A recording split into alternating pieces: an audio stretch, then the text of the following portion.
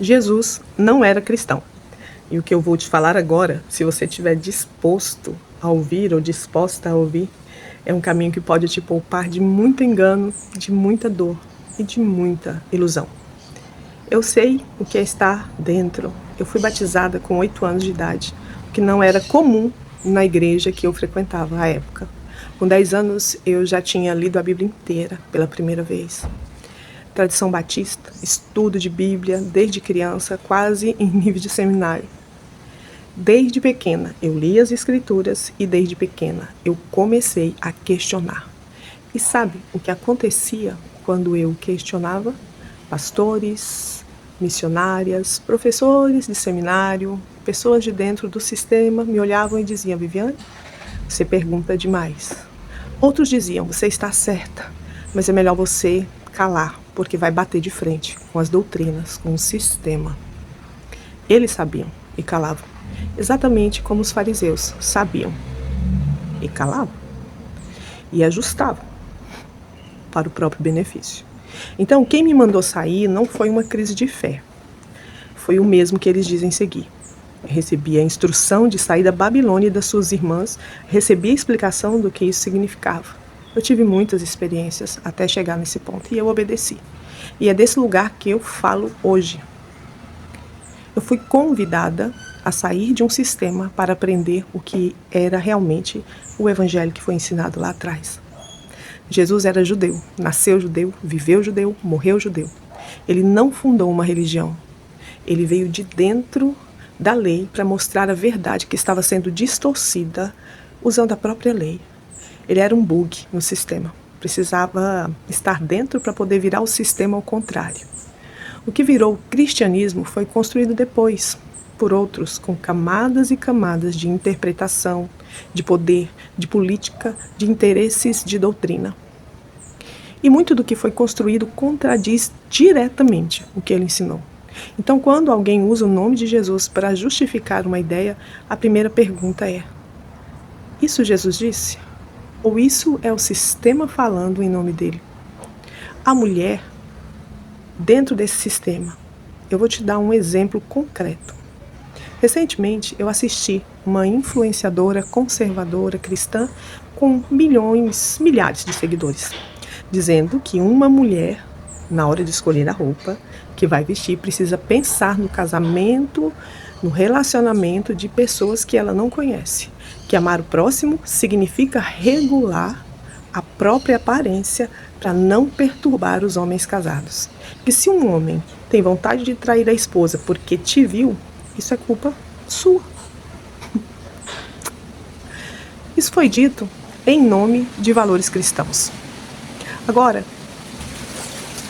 vamos ao texto. A mulher adúltera. Em João, capítulo 8, um monte de homem querendo apedrejar uma mulher. Os fariseus trazem uma mulher pega em adultério. Só que para alguém ser adúltera, ela precisa estar com uma outra pessoa. E essa pessoa não foi trazida. Ninguém foi buscar. É bem provável que o homem que estava com ela estivesse até no meio dos apedrejadores. A responsabilidade foi jogada inteira na mulher. Exatamente o mesmo mecanismo que essa influenciadora usa hoje. 2000 anos depois. Mais de 2000 anos depois. O que Jesus fez nessa situação? Ele não perguntou o que ela estava vestindo. Ele não perguntou se ela havia provocado. Ele virou o julgamento ao contrário. Quem está aqui, sem pecado, que atire a primeira pedra. Saíram todos. Ele não a condenou, não a humilhou, não a transformou em reguladora moral da sociedade. Isso é Jesus. O que essa influenciadora está pregando são os fariseus com roupa nova. Tem mais. João, capítulo 4, Jesus conversa com a samaritana. Uma mulher sozinha, num poço, ao meio-dia. O que na época significava que ela era excluída socialmente. Samaritana que os judeus nem se dirigiam. Com uma história de vida que hoje seria usada para dizer que ela não merece ser ouvida. Jesus não só conversou com ela, ele revelou para ela quem ele era. Ela foi a primeira pessoa que ele disse diretamente: eu sou o Messias. Uma mulher excluída, sozinha. O sistema religioso de hoje teria apedrejado ela antes de ouvir. Agora, Paulo, Efésios 5. Vou te mostrar o texto grego porque ele é importante. O versículo 21, no grego, no original, transliterado, a tradução literal, submetendo-vos uns aos outros no temor de Cristo. Todos, sem exceção. Aí vem o versículo 22, no grego, original. Tradução literal. As mulheres aos próprios maridos como ao Senhor. Sem verbo. A palavra submissas não existe nesse versículo. Foi inserida pelos tradutores. O versículo 22 é uma continuação direta do 21. Ele não tem verbo próprio. Ele herda o verbo do versículo anterior, que fala de submissão mútua. De todos para todos. Você precisa do versículo 21 para entender o 22. E o 21 muda tudo. E a palavra hipotasso, que virou submissão nas traduções, era um termo de uso militar que significava atitude voluntária de ceder, cooperar, assumir responsabilidade voluntária, sem imposição.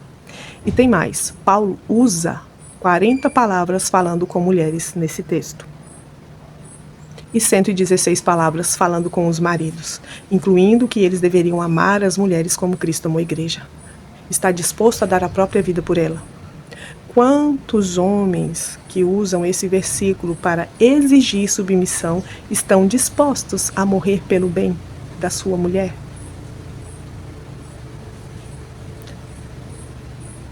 Agora vem um argumento definitivo sobre isso. Mulheres que usam burca coberta da cabeça aos pés, literalmente tudo coberto, são abusadas por simplesmente erguer os olhos e olhar no rosto de um homem. Se a roupa fosse o problema, isso seria impossível, mas acontece todo dia. Então o problema nunca foi a roupa. O problema é a crença de que o corpo de uma mulher pertence ao controle de outra pessoa. E aqui entra o subconsciente, porque uma mulher não chega à conclusão de que precisa gerenciar a própria aparência para proteger casamentos alheios do nada. Isso é programação. Uma crença tão internalizada que ela nem percebe mais. Ela acha que está falando de espiritualidade, mas o que ela está produzindo é a ideia de que o corpo feminino é inerentemente perigoso e precisa ser controlado. E ela está espalhando isso como se fosse sabedoria. Eu não estou falando isso de fora. Eu vivi o que esse conservadorismo cristão, que não tem nada a ver com Jesus, pode fazer com uma mulher. Eu decidi sair de um casamento abusivo depois de 16 anos. Passei por abuso psicológico, patrimonial, moral, gaslighting, ciclo de violência, todos os tipos que existem. Às vezes passava a madrugada inteira chorando. No dia seguinte, vinha um jantar, flores, um café perto do trabalho dele. Eu acreditava porque queria que meus filhos tivessem uma família, porque tinha dedicado minha vida a isso. Estudei, fiz curso para casais, fiz cursos de criação de filho e eu aplicava tudo, procurava sempre aplicar tudo, insistia, orava, esperava um milagre. O milagre veio, só que não do jeito que eu pedi. Quando eu decidi sair, vieram mulheres na minha casa diversas vezes me dizer que às vezes o problema é que eu não estava forrando a mesa direito, que ele tinha me ajudado tantas vezes a trocar fralda, coitado, que pai maravilhoso, e que também se ele me perseguia porque ele me amava demais, que era só eu arrumar de novo um emprego que ele ia me tratar bem de novo. Pastores me perguntaram o que foi que eu fiz para ele estar me perseguindo desse jeito. A mulher que sai de um casamento assim, ela não vira uma vítima aos olhos da igreja, ela vira uma ameaça. Ela vira uma bandida, uma demônia, uma bruxa que merece ser queimada, porque ela não quis ser pisada. Essa mesma igreja que não move um dedo diante do abuso doméstico, desce o cacete nos homossexuais, porque eles estão destruindo a família brasileira. Me poupe. É isso que o cristianismo faz. E Jesus não tem nada a ver com isso. Para seguir Jesus Cristo, às vezes é necessário não ser cristão. Assim como Jesus era judeu, mas em muitos sentidos viveu em contradição direta com o sistema religioso da época. Ele estava dentro para mostrar a distorção partindo de dentro. Eu fui mandada sair. E eu fui mandada falar, convocada para falar. Então é isso que eu estou fazendo. Se você chegou até aqui e algo aqui fez sentido ou gerou um incômodo, os dois são bem-vindos. Incômodo também é o começo de alguma coisa. Esse é o canal Viviane Reis, Terapia e Espiritualidade. Um espaço onde a espiritualidade e consciência se encontram sem grade, sem doutrina, com verdade. Se você ficou até agora, se inscreva.